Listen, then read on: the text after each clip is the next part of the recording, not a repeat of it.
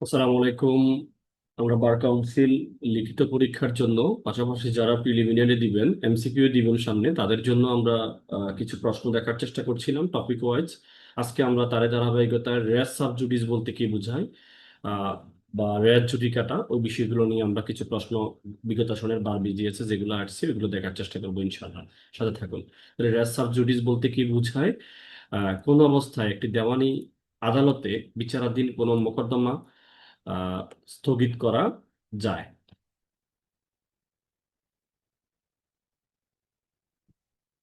হ্যাঁ, দেওয়ানি কার্যবিধির 10 ধারা তাৎপর্য আলোচনা করুন। 10 ধারা অনুসারে 10 ধারা অনুসারে একটি মোকদ্দমা স্থগিত করলে কি কি শর্ত পালিত হবে তা আলোচনা করুন। অ্যাডভোকেসি পরীক্ষা 2008-এ আসছে। তো দেখেন, রেস শব্দের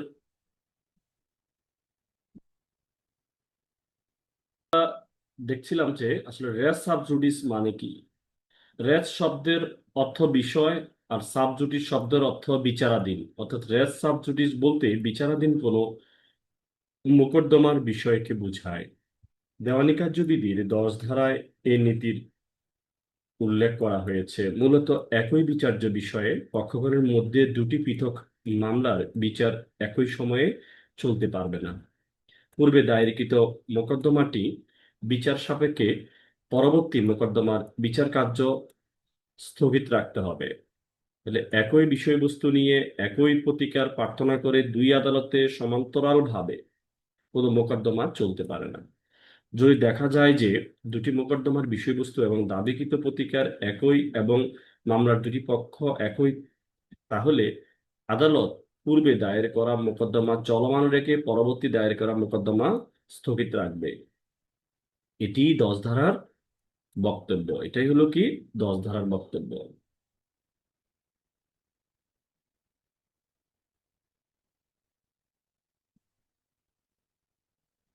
তাহলে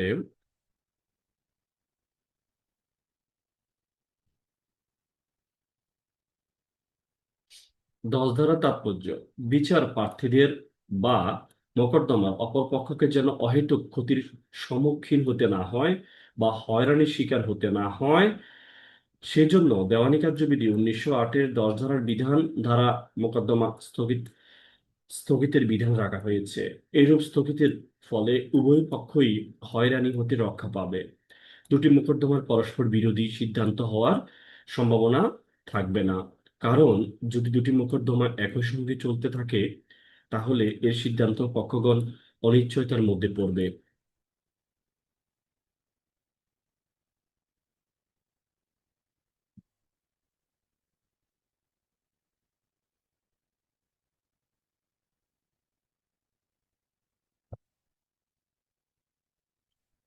রেস অফ জুডিশিয়াল সত্ত্ব: প্রত্যেক প্রত্যক্ষ এবং মৌলিকভাবে একই বিচার্য বিষয় দুটি মোকদ্দমা থাকতে হবে।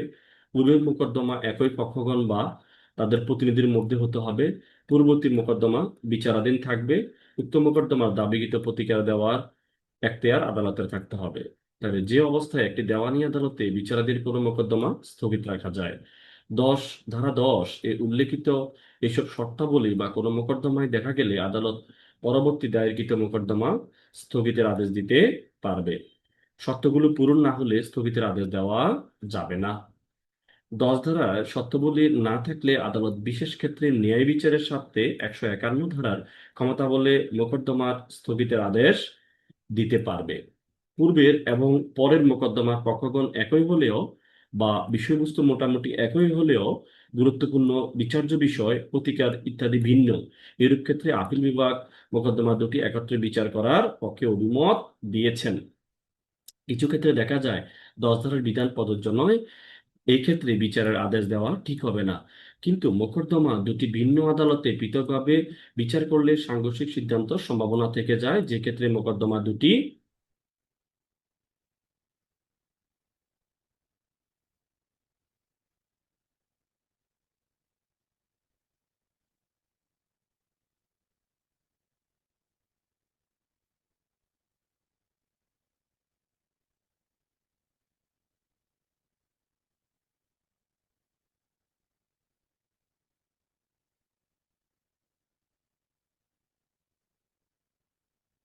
সেক্ষেত্রে মোকদ্দমা দুটি একই আদালতে যুগপৎ অর্থাৎ একটির পর অন্যটি বা বিচার করার সমীচীন হবে। এভাবে যুগপৎ বিচারের কোনো সুস্পষ্ট বিধান দেওয়ানি কার্যবিধি 1908-এর না থাকায় উচ্চ আদালতের 151 ধারা অনুযায়ী আদালতের অন্তর্নিহিত ক্ষমতা বলে যুগপৎ বিচার সিমultaneous ট্রায়াল আদেশ দেওয়া যাবে মর্মে সিদ্ধান্ত প্রদান করা হয়। যখন দুটি মোকদ্দমার স্পষ্টতই সম্পূর্ণ ভিন্ন প্রকৃতির তখন আদালতের ক্ষমতা বলে মোকদ্দমা স্থগিতের কোনো আদেশ দেওয়া যাবে না।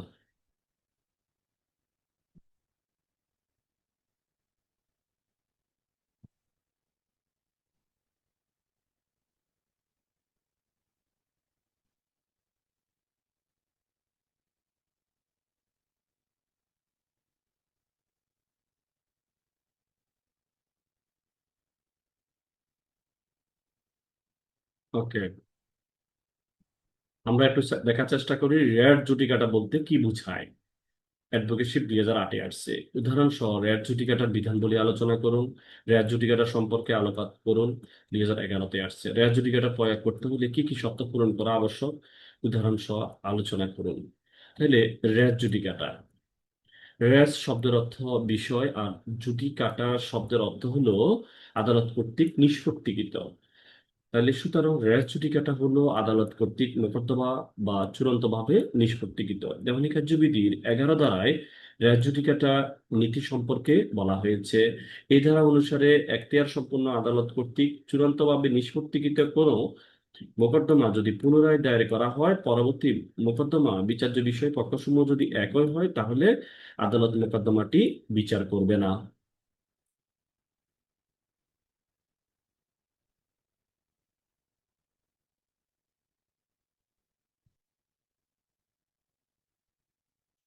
এরপরে রেয়ার জুডিকাটার শর্তসমূহ কি? দুটি মোকদ্দমা থাকতে হবে এবং একটি চূড়ান্তভাবে নিষ্পত্তিকৃত, অন্যটি পরবর্তীতে দায়েরকৃত। উভয় মোকদ্দমার প্রত্যক্ষ বা মূল বিচার্য বিষয় একই ছিল। মোকদ্দমার পক্ষগণ একই ছিল। পূর্ববর্তী মোকদ্দমা চূড়ান্তভাবে নিষ্পত্তি হয়েছিল। আমরা দেখেন, মনে রাখার যদি কৌশলটা আপনাদেরকে দেখাই, এ, দর্শকদ্ব দিয়ে হলো আমরা দুটি বুঝাইছি। প দিয়ে হলো আমরা পক্ষগণ, আর দন্তানস্বীকারনী দিয়ে আমরা নিষ্পত্তি বুঝিয়েছি, আর বরস্বীকার বি দিয়ে আমরা বিচার্য বিষয় বুঝিয়েছি, অর্থাৎ ধূপ নিবি। তাইলে আমাদের রেয়ার জুডিকাটার শর্ত হচ্ছে হলো ধূপ নিবি।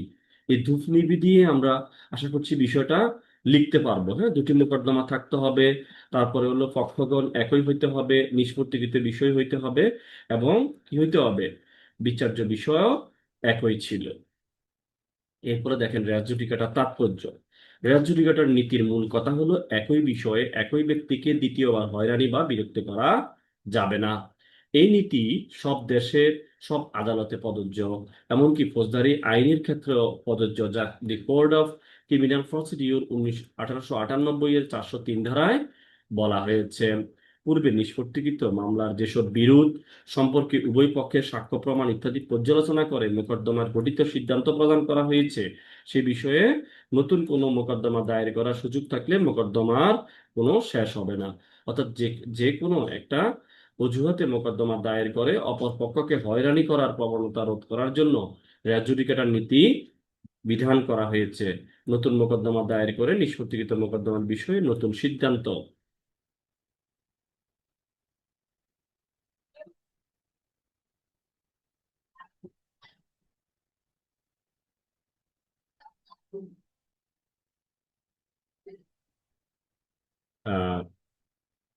সিদ্ধান্ত দেওয়ার সুযোগ হলে আইনের শৃঙ্খলা সৃষ্টি হবে এবং মামলার আধিক্য দেখা দিবে। এভাবে যদি রেয়ার ছুটি কাটার বিষয়টা না থাকে, তাহলে মামলার আধিক্য দেখা দিবে। এটার নিচে রাখবেন।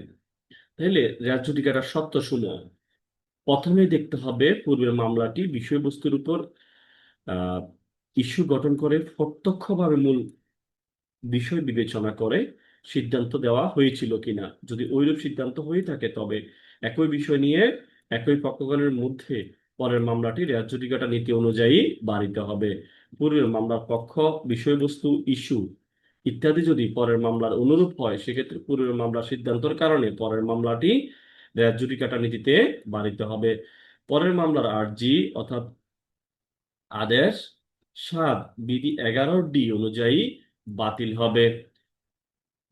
একটি মামলার প্রত্যক্ষ এবং মূলত বিবেচনার বিষয় সেগুলোর যে বিষয়গুলো মামলার এক পক্ষ দাবি করে অপর পক্ষ অস্বীকার করে, মামলার পক্ষ একই ব্যক্তি বা স্বার্থ সংশ্লিষ্ট কোনো উত্তরাধিকার।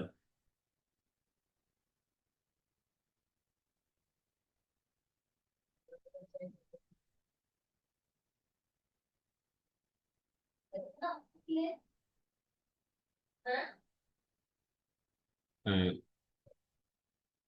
কিনা বিষয়বস্তু একই কিনা বিষয়গুলো দেখতে হবে। যদি দুটি মামলা ভিন্ন প্রকৃতির হয় তবে মূল বিষয়টি যদি এক হয় তাহলে এই নীতি প্রযোজ্য হবে।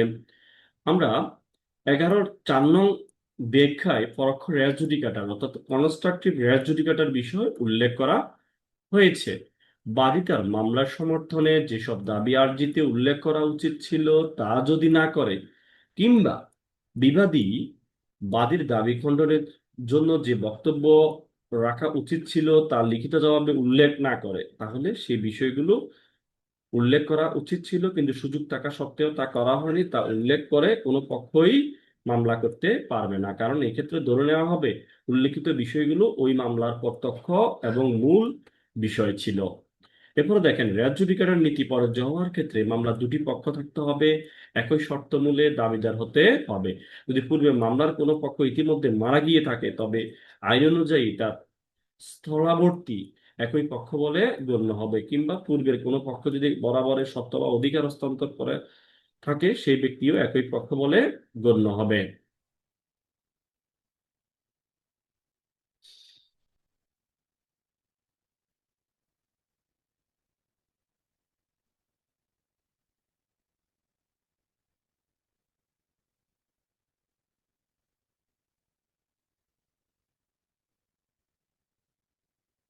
এগারো ধারার একটা গুরুত্বপূর্ণ শর্ত হলো যে উভয় মামলার পক্ষগণের সত্ত্বের দাবির মধ্যে সামঞ্জস্য থাকতে হবে।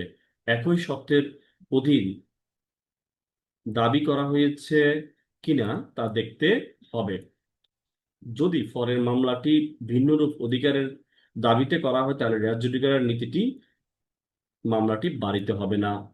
এরপরে দেখেন, নীতিটি প্রয়োগ করার ক্ষেত্রে আরো দেখতে হবে যে নিষ্পত্তিকৃত মামলা মূল বিচার্য বিষয়গুলোর উপর শুনানি হয়েছে কিনা, তারপর সিদ্ধান্ত প্রদান করে বিষয়গুলো চূড়ান্ত নিষ্পত্তি হয়েছে কিনা। একটি মামলাতে যখন বাদী পক্ষের আর্জিতে বর্ণিত দাবি বিবাদী পক্ষ লিখিত জবাবে খণ্ডন করে বক্তব্য রাখা হয়, উভয় পক্ষের বক্তব্য সাক্ষ্য প্রমাণ যুক্তিতর্ক সংশ্লিষ্ট আইনগত প্রশ্ন বিবেচনা করে যখন রায় দেওয়া হয় তখন বলা যায় মামলাটি সম্পূর্ণ শুনানির পর চূড়ান্ত সিদ্ধান্ত দেওয়া হয়েছে। সিদ্ধান্ত দেওয়ার সময় যখন বিচারক উভয় পক্ষের দাবির গুণাগুণ বিচার করে সিদ্ধান্ত দেয় তখন মামলাটি চূড়ান্ত সিদ্ধান্ত দেওয়া হয়েছে বলে বলা যাবে।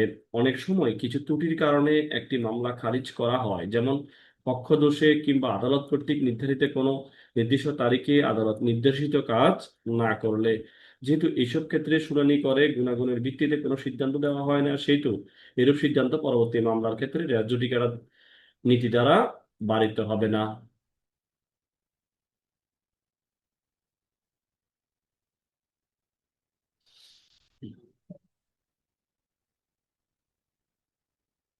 এরপরে দেখেন, একতরফা ডিগ্রি কি রেস জুডিকারা হিসেবে কাজ করে? একতরফা ডিগ্রি কি রেস জুডিকাটা হিসেবে কাজ করে? হ্যাঁ।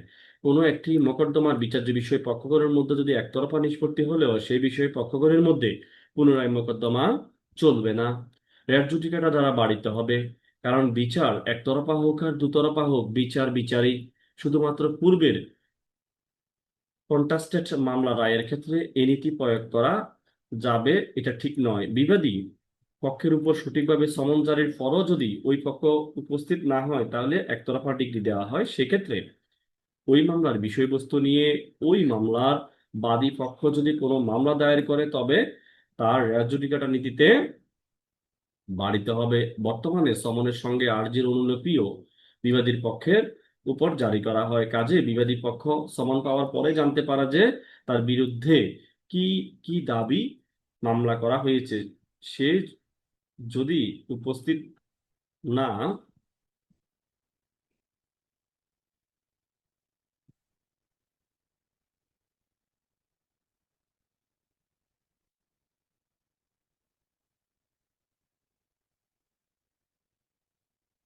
না হয়ে কোনো লিখিত জবাব দাখিল না করে, তাহলে ধরে নেওয়া হবে যে সে বাদীর দাবি স্বীকার করে নিয়েছে।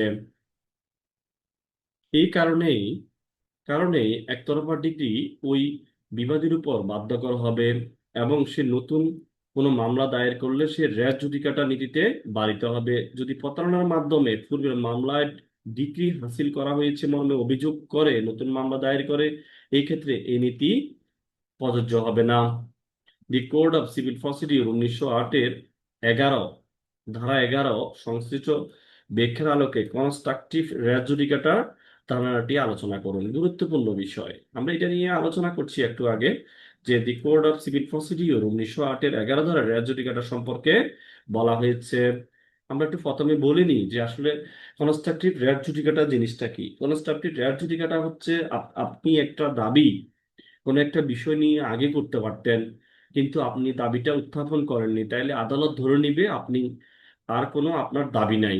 এটাই হচ্ছে কনস্ট্রাকটিভ রেয়ার জুডিকাটা, অর্থাৎ পরবর্তীতে আপনি আর ওই দাবিটা চাইতে পারবেন না একই পক্ষগণে একই মামলার মধ্যে। দেখেন আমরা একটু পড়ি।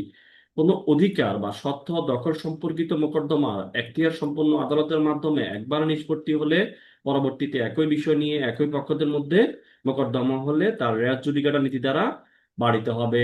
ধারা 11-র 6টি ব্যাখ্যা রয়েছে। এসব ব্যাখ্যার মধ্যে রেয়ার জুডিকাটা নীতির পরিধি আলোচনা করা হয়েছে।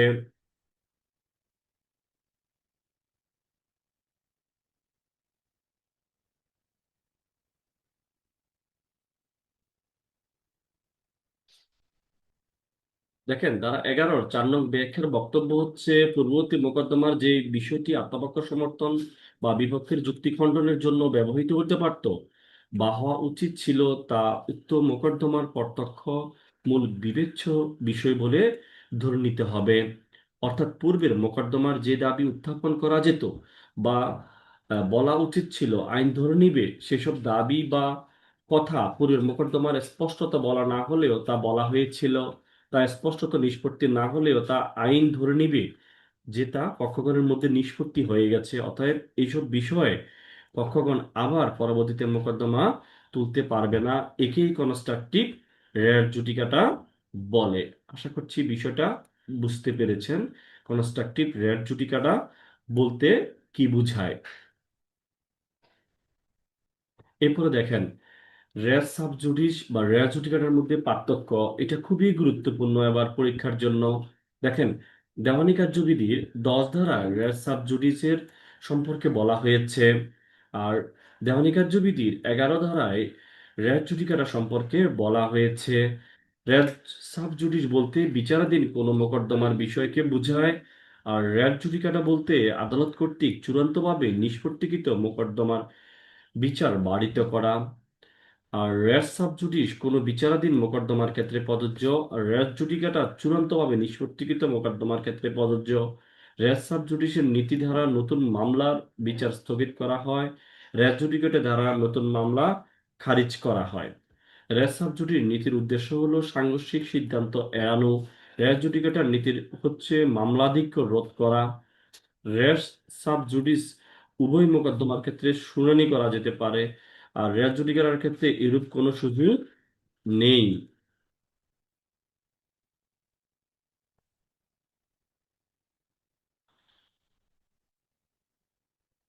এরপর দেখেন বিদেশি আদালতে, খুবই গুরুত্বপূর্ণ পয়েন্ট, বিদেশি আদালতে মোকদ্দমা চলমান অবস্থায় বাংলাদেশের যে কোনো আদালতে একই বিষয়ে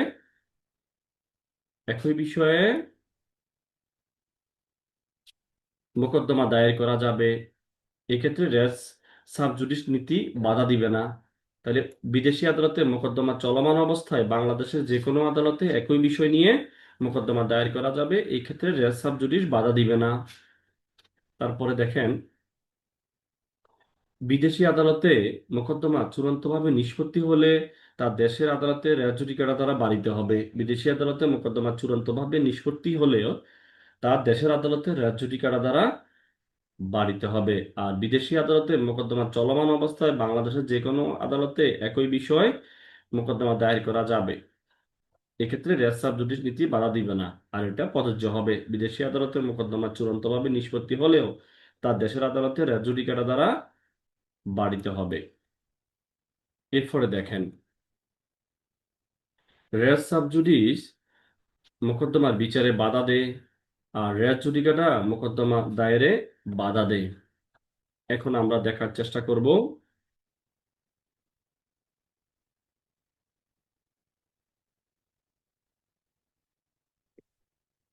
রেস জুডিকাটা বা অ্যাডমিশনের মধ্যে পার্থক্য একটু দেখি।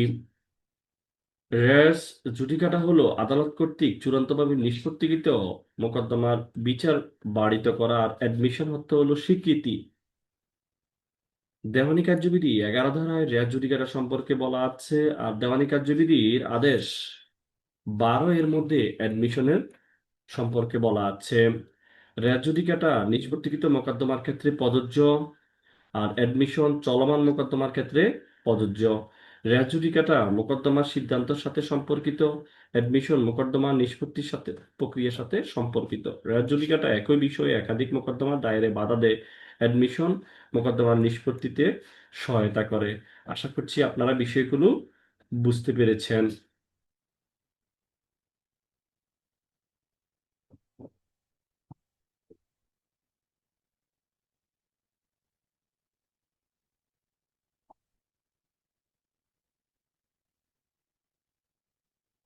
আমরা কিছু সমস্যামূলক প্রশ্ন দেখার চেষ্টা করি, যেটা অষ্টম বিজিএস এ একটা প্রশ্ন আসছে। দেখেন, বিয়ের বিরুদ্ধে ঘোষণামূলক মোকদ্দমা দায়ের পূর্বক দাবি করে যে সে সি এর নিকট ওয়ারিশ সূত্রে সম্পত্তি পাওয়ার অধিকারী, উক্ত মোকদ্দমাটি খারিজ হয়ে যায়। বিরুদ্ধ দখলজনিত অ্যাডভান্স প্রদর্শনের কারণে উক্ত সম্পত্তি দাবি করে নতুন আরেকটি মোকদ্দমা দায়ের করতে পারবে না। সে কনস্ট্রাকটিভ রেয়ার জুডিকেটর বাড়িতে হবে, আমরা ইতিমধ্যে আলোচনা করেছি, সে আর পারবে না। হ্যাঁ, দ্বিতীয়বার আবার সে বিরুদ্ধ দখলজনিত কোনো কারণ দেখিয়ে মোকদ্দমা দায়ের করতে পারবে না। দেখেন এখানে কি বলছে, আলোচ্য অংশে উক্ত সম্পত্তি দাবি করে নতুন আরেকটি মোকদ্দমা দায়ের করতে পারবে না। এখানে প্রথমে ওয়ারিশ সূত্রে সত্ত্ব লাভ করেছে বলে দাবি করে, পরবর্তীতে মোকদ্দমাতে সে বিরুদ্ধ দখল সত্ত্ব লাভ করেছে বলে দাবি করে। যেহেতু প্রথম মোকদ্দমার বিরুদ্ধ দখল সত্ত্ব অর্জনের বিষয়টি উল্লেখ করা উচিত ছিল এবং সুযোগ ছিল, কিন্তু সে তা উল্লেখ না করায় পরের মোকদ্দমাটি পরোক্ষ রেট জুডিকাটা ধারা বাড়িতে হবে। উল্লেখ্য যে 11 ধারার 4 নং ব্যাখ্যায় পরোক্ষ রেট জুডিকাটার বিষয় উল্লেখ করা হয়েছে।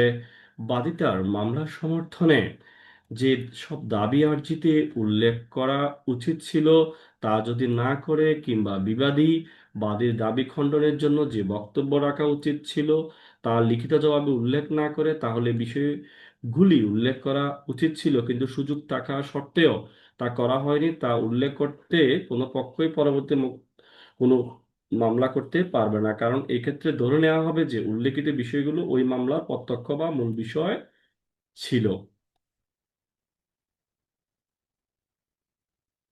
আশা করছি আপনারা বুঝতে পেরেছেন। আমাদের আহ, দ্বিতীয় টপিকটাও শেষ হলো। আমরা রেস জুডিকেটর রেস সাব জুডিস নিয়ে আলোচনা করছি। আমাদের পরবর্তী ভিডিও পরবর্তী টপিক নিয়ে আমরা আলোচনা করব ইনশাল্লাহ। আপনারা মনোযোগ সহকারে ভিডিওটি দেখবেন, স্কিপ করবেন না। আসসালামু আলাইকুম ওয়া রাহমাতুল্লাহ।